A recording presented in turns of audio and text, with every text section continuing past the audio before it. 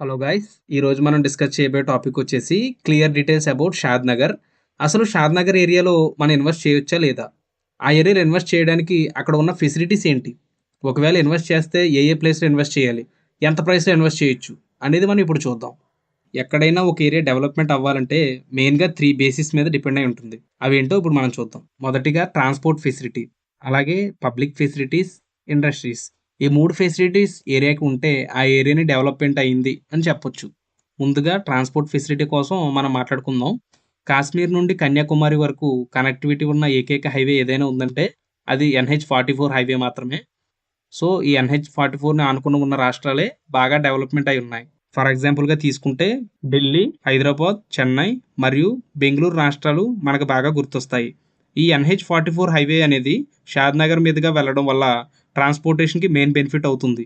అలాగే ఆర్టీసీ మరియు railway transport పరంగా షాద్ నగర్ అనేది పర్ఫెక్ట్గా ఉంది. దానితో పాటుగా శంషాబాద్ ఎయిర్పోర్ట్ అనేది షాద్ నగర్ ఏరియా నుండి కేవలం 35 కిలోమీటర్ డిస్టెన్స్లో మాత్రమే ఉండడం వల్ల ట్రాన్స్పోర్టేషన్ పరంగా మెయిన్ అడ్వాంటేజ్ అవుతుంది. సో ఓవరాల్గా ట్రాన్స్పోర్ట్ పరంగా షాద్ నగర్ అనేది పర్ఫెక్ట్గా ఉంది. రెండోదిగా public facilities like water facilities, shopping malls, movie theatres. వీటితో పాటు హైదరాబాద్కి సంబంధించిన జూ పార్క్ని కూడా షాద్ నగర్కి షిఫ్ట్ చేయడానికి ప్లాన్ చేస్తున్నారు. ఆల్రెడీ దానికోసం వర్క్ కూడా జరుగుతున్నాయి. దీనివల్ల షాద్ నగర్ ఏరియా అనేది ఎంటర్టైనింగ్ జోన్గా తయారవుతుంది. అలాగే హెల్త్కి సంబంధించి హాస్పిటల్స్, మెడికల్ ల్యాబ్స్ అందుబాటులో ఉన్నాయి. దానితో పాటుగా ఎడ్యుకేషన్కి సంబంధించి schools, engineering colleges, medical colleges మరియు MBA కాలేజెస్.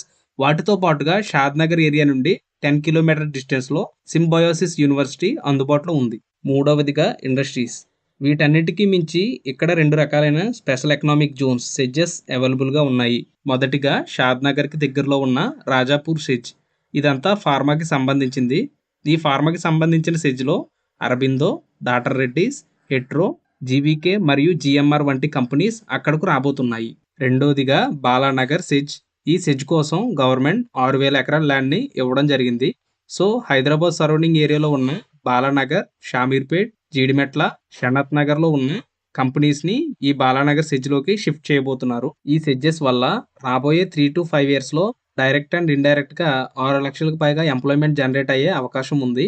సో దీనివల్ల రాబోయే రోజుల్లో షాద్ నగర్ సరౌండింగ్లో లివబిలిటీ బాగా మెరుగుపడుతుంది. దీని ప్రభావం రియల్ ఎస్టేట్ మీద చాలా వరకు ఉంటుంది. ఇక్కడ చూసుకుంటే చాలా రకాలైన కంపెనీస్ షాద్ నగర్కి సరౌండింగ్లో ఉండడం వల్ల ఒక సైడ్ ఎంప్లాయ్మెంట్ జోన్ గాను, మరో సైడ్ ఇండస్ట్రియల్ జోన్ గాను, అలాగే మధ్యలో పర్ఫెక్ట్గా షాద్ నగర్ అనేది రెసిడెన్షియల్ జోన్గా ఉంది. అందువల్ల షాద్ నగర్ అనేది చాలా తొందరగా వేగవంతంగా డెవలప్మెంట్ అయ్యి ఎవరైతే చిన్న పెట్టుబడి పెట్టి పెద్ద మొత్తంలో ఆశించే వాళ్లకు అనువైన ప్రాంతంగా షాద్ నగర్ ఉంది. ఇప్పుడు మనం ముంబై హైవేని తీసుకున్నా, మేడిచర్ల వైపు తీసుకున్నా, ఇంకా చాలా ఏరియాస్లో ఆల్రెడీ రేట్స్ పెరిగి ఉన్నాయి. సో తక్కువ ధరల్లో ఉన్నప్పుడే తెలివైన వాళ్ళు ఇన్వెస్ట్ చేసి ఎక్కువ లాభాన్ని పొందుతారు.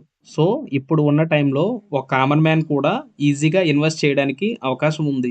ఇప్పుడు ఇన్వెస్ట్ చేసుకుని కమ్మింగ్ 5 to 6 ఇయర్స్ వరకు వెయిట్ చేయగలిగితే మీరు పెట్టిన ఇన్వెస్ట్మెంట్కి మల్టిపుల్ రిటర్న్స్ వచ్చే అవకాశం ఉంది. సో షాద్ నగర్ ఏరియా అనేది బెస్ట్ ఇన్వెస్ట్మెంట్ ప్లాట్ఫామ్ అని చెప్పొచ్చు. సో మీరు రియల్ ఎస్టేట్లో ఇన్వెస్ట్ చేయాలనుకుంటే ల్యాండ్ కొనే ముందు దానికి సంబంధించిన అన్ని డాక్యుమెంట్స్ అండ్ లీగాలిటీస్ని చెక్ చేసుకోండి. అనుభవం లేకుండా అండ్ రీసెర్చ్ చేయకుండా ల్యాండ్ మీద ఇన్వెస్ట్ చేసి మోసపోవద్దు.